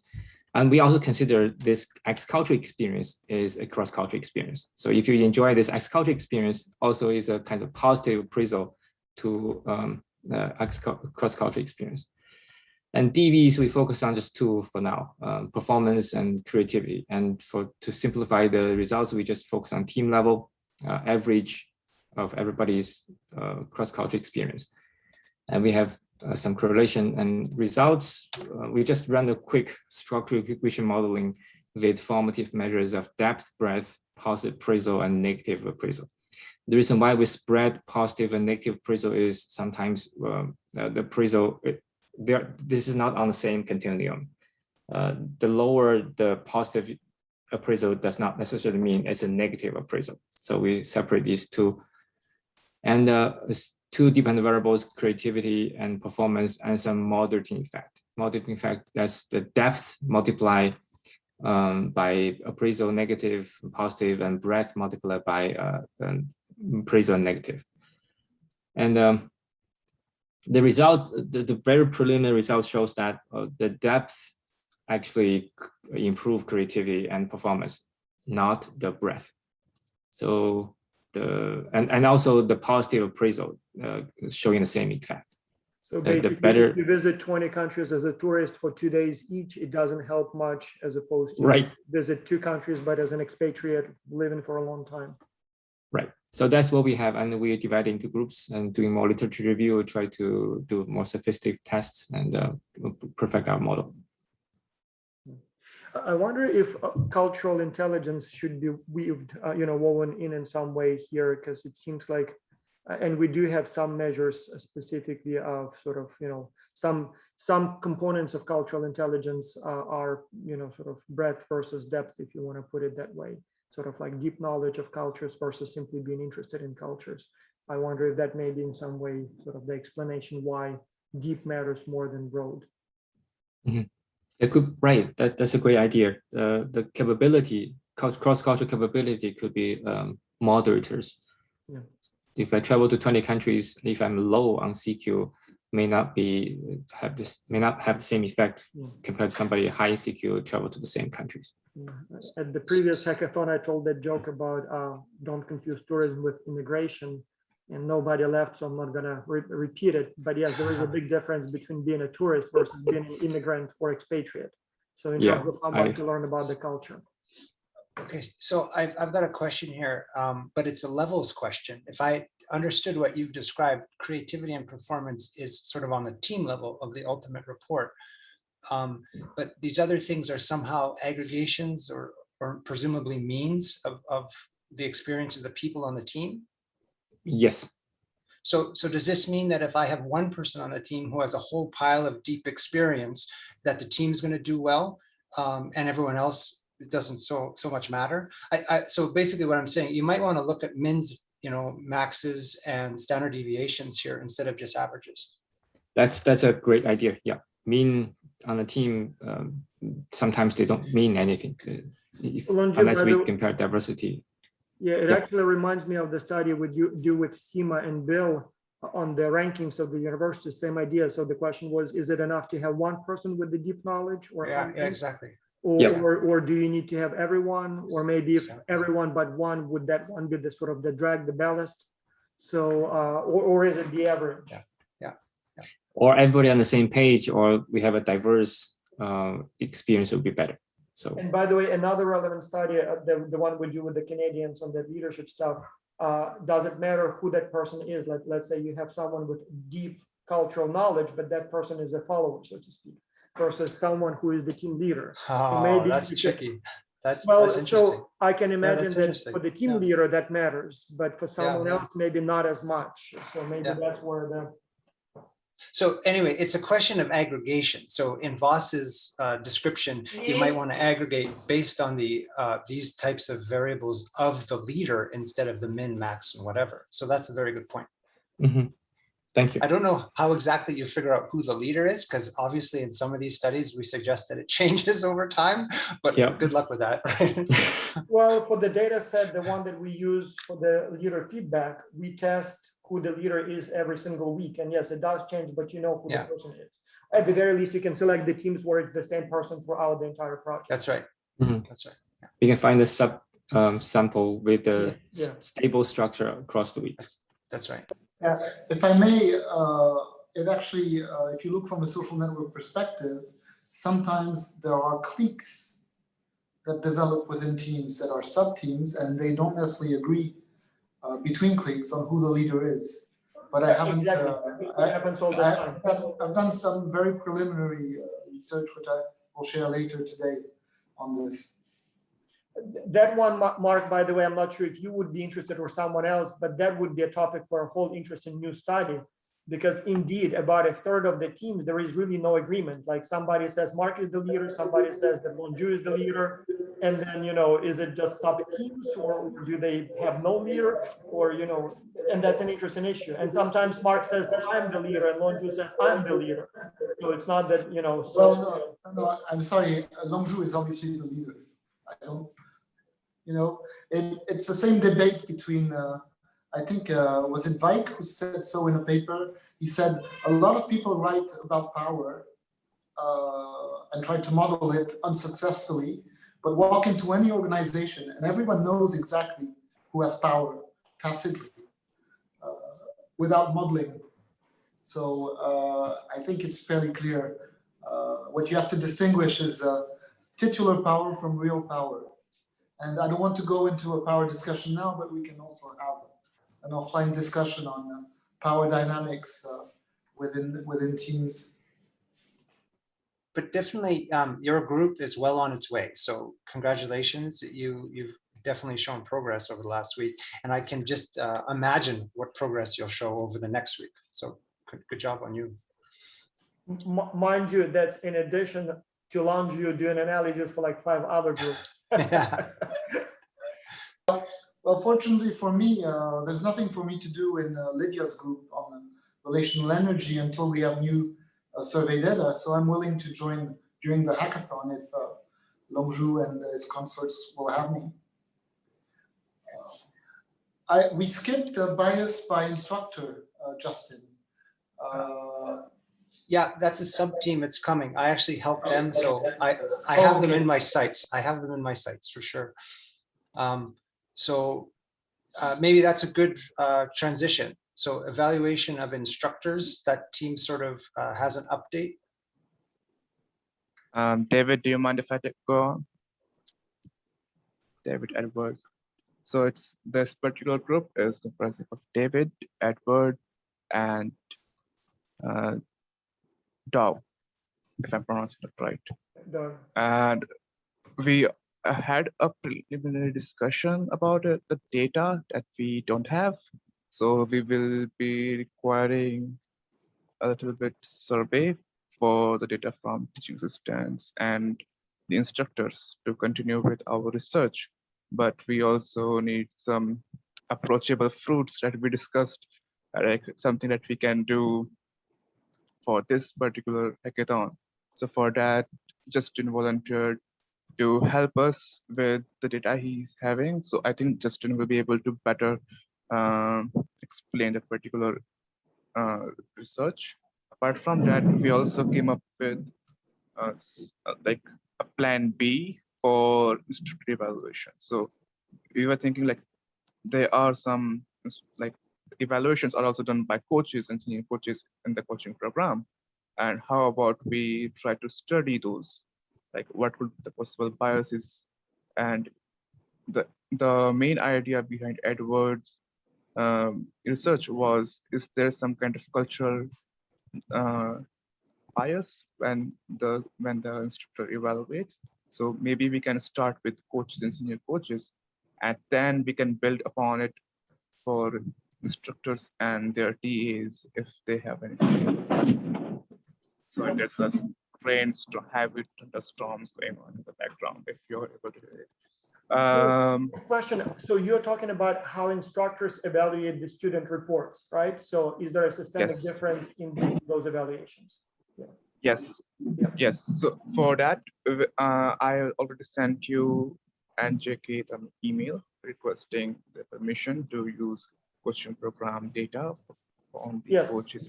And we might want to schedule a separate meeting because this is the study that we started in Wisconsin. So we even ran some analysis, we got some results, but then again, it didn't go anywhere just because everybody got busy with other things. So I can give you the results and the data from that time.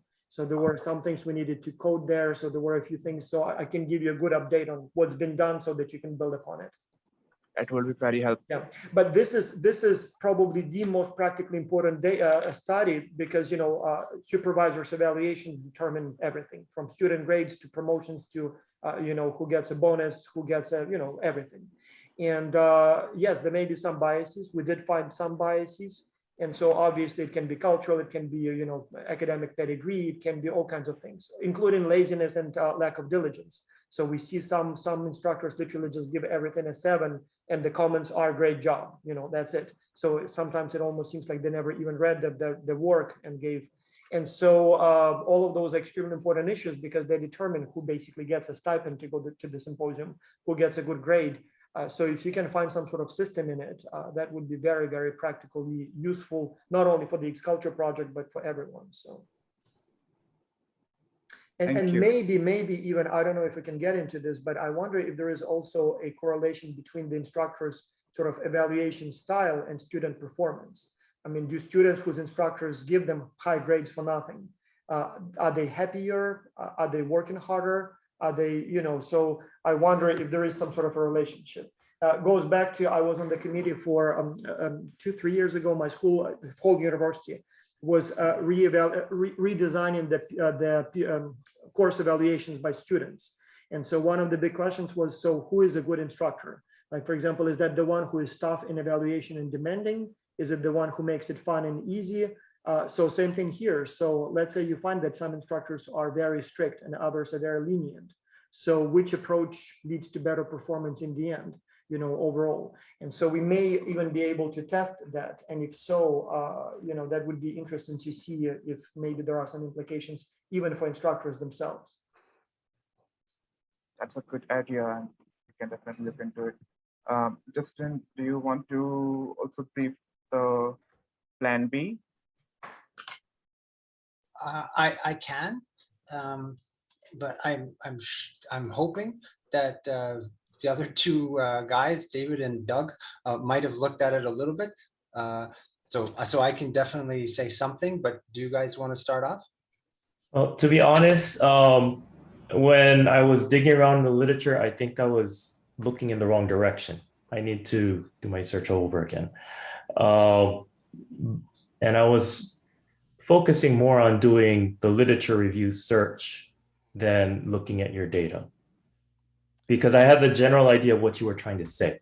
So I was looking at what the literature had to say about this topic. And then I haven't been able to find that much so far. Like I said, I need to redo the search terms, I guess.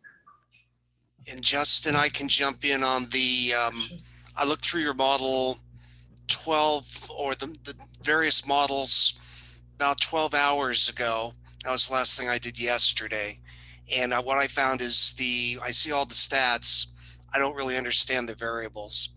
Okay. So I need to find a document that helps me get to that part, and then we can progress, because I think Doug and I did a little partition on things. So he did the lit review side. I was going to look more on the stats side, if I remember correctly, Doug. Okay. But so, yeah, that's where we're at. Okay, so let me sort of introduce this a little bit and say, I was invited to their group meeting. They had just broken off from another team, and basically they were struggling to try and find measures of biases in instructor evaluations. As Vas indicated, we actually tried this a few years ago, and for various reasons, the project really didn't end, or maybe it did and it wasn't published. So there's all kinds. So I tried to help them through that. And my understanding is that at least two of the members in that sub-team were going to go and maybe even request a survey of instructors to collect data that might help. But in terms of the other two members, and this was Doug and David, I said, hey, what are you guys going to do? And they sort of looked at each other and looked at me and said, well, let's start brainstorming. And I said, hey, I have this little model that I put together a few weeks ago, but because I'm helping different teams and stuff, I'm probably not going to write it up. And so basically what it does is it takes the minimum of various cultural values in a team, and it was, I believe, power distance and masculinity.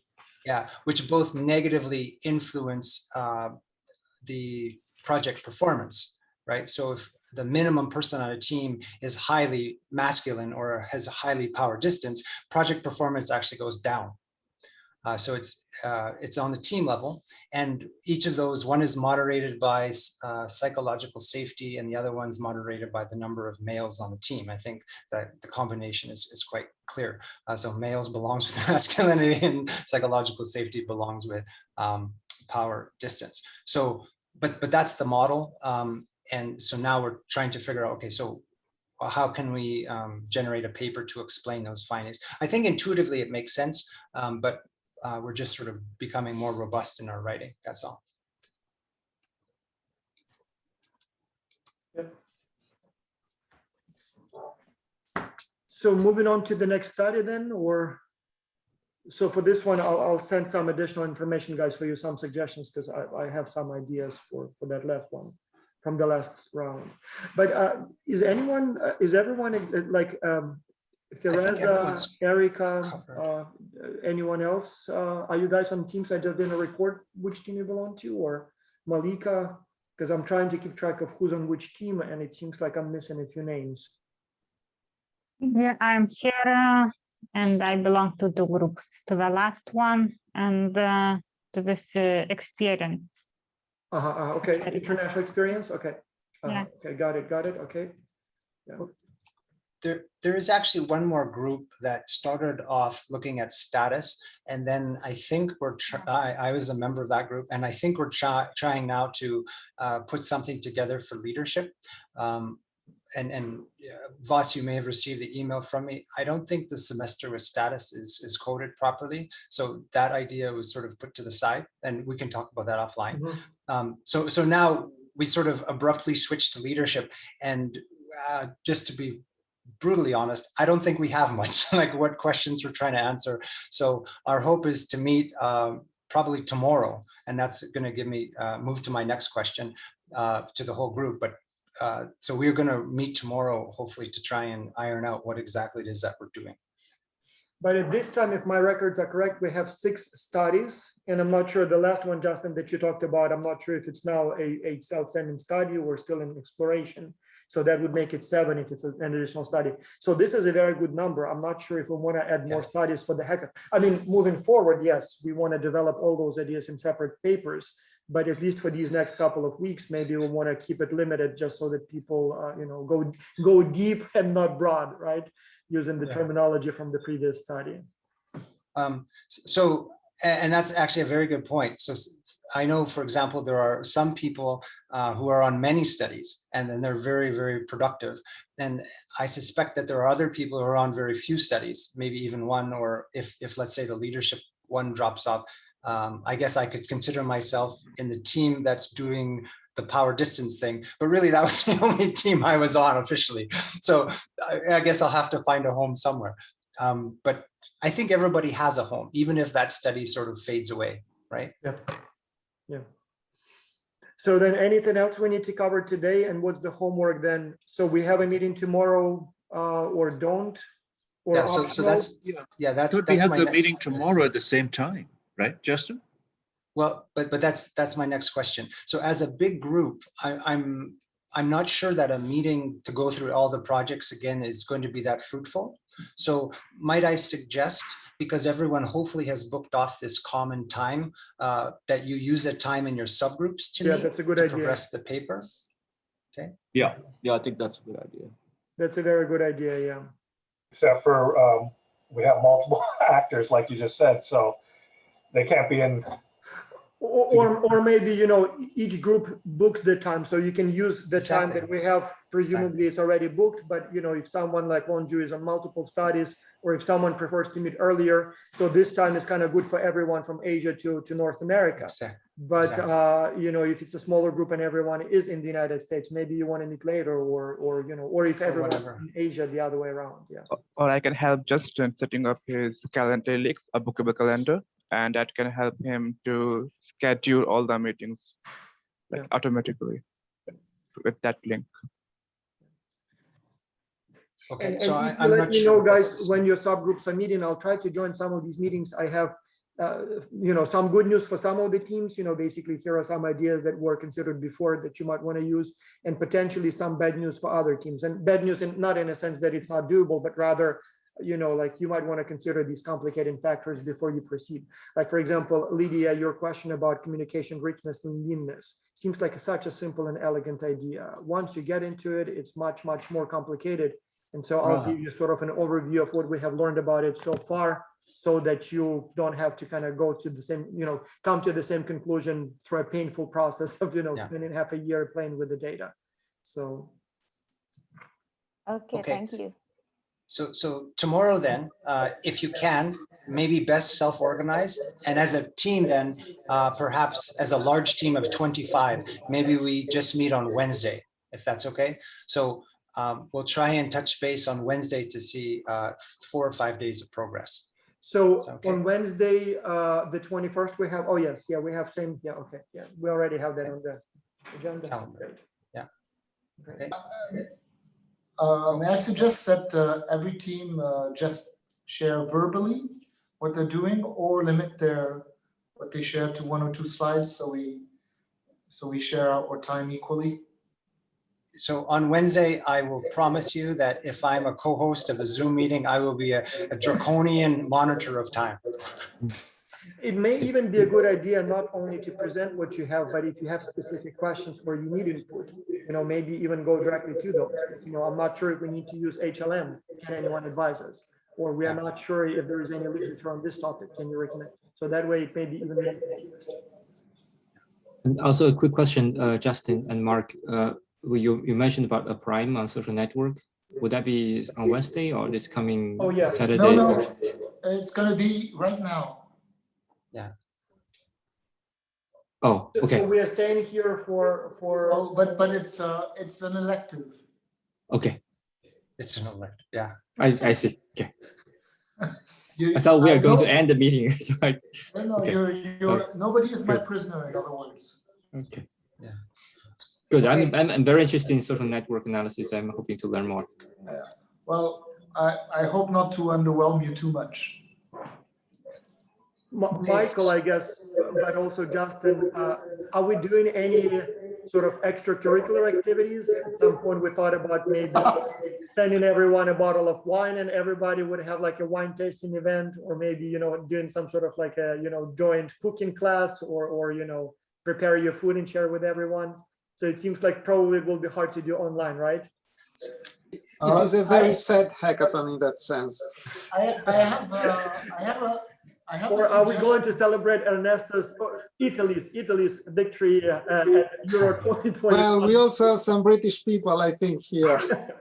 Yeah, but that's okay as long as they're not English, Ernesto. Yeah. What about David? Scotland was for Italy at the final. I have the pictures to demonstrate this. So if we do some kind of a social thing, I would suggest maybe we reserve for next weekend. Like now we're kind of over time, and then with the primer on top of that. And Wednesday, I've heard already that some people cannot come because it's in the middle of the week, right? It's a work day and all that stuff. So maybe next weekend, if anything, okay? Yeah, I think it's not necessary per se. So it's nice, face-to-face meeting, like, if it were face-to-face, now we would all go and have lunch, and that's where all that stuff would happen, right? I have a suggestion of a platform where we can do something social that I've used both in conferences and in the classroom. So if you're interested, Justin, Vas, I can do a private demo of it, and if you're keen, we can switch to that platform for something more casual or less 2D teleporting. Let's see if we have time for these kinds of things. So I'm just kind of saying that when it's face-to-face, normally after a few hours of exhaustive discussions, we go have lunch together, and that's where some of the fun things happen. So, but I guess this time we can keep it only to business, it's already. But anyway, so then, yes, tomorrow, subgroups, Wednesday, the whole group, right? Yeah. And then for Wednesday, each group will present the progress and ask for critical feedback and suggestions. And we'll try to keep it to about 15 minutes per team. And request again, Mark, if we could do the primer tomorrow morning. That might be better for everyone, given they've already been 2 hours into this meeting. Okay, well, if in that case, we just take over the start?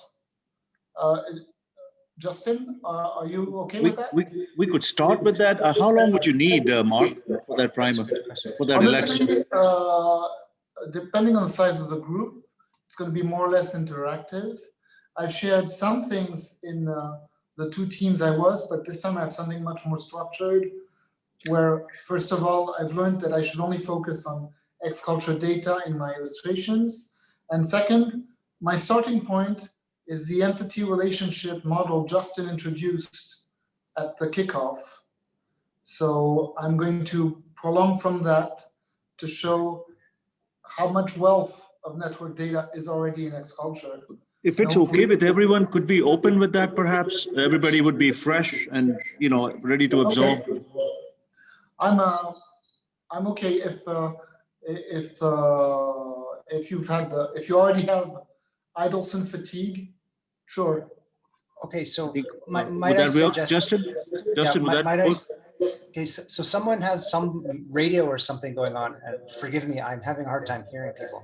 But might I suggest then tomorrow that we, if you're okay with that, Mark, sort of do at maximum maybe 30 minutes of a primer, because I know the team about status and leadership, we were going to actually use tomorrow's time slot to sort of figure out what we're doing. And I'm not sure what other common time. The same here. I think I have another team scheduled at the same time tomorrow to discuss further. Yeah. So tomorrow may not work for several teams. Well, the gender team actually decided to meet after tomorrow's meeting. So I'm okay to do half an hour. And actually, if some people from what I present want to explore network data perspectives on their current inquiries, I can also stay on, as long as we stay before the 2 hours, I think. That was what, how long was the meeting scheduled tomorrow, Justin? Was it 2 hours? So typically we've scheduled for an hour, but so far we've always gone for at least 2. Yeah. Okay, so that means that I only have at most an hour tomorrow. So half an hour. Yeah. I'll just introduce lecture-like and then Q&A until the end of the hour for those who, if there is any. I think that's a good plan. Yeah.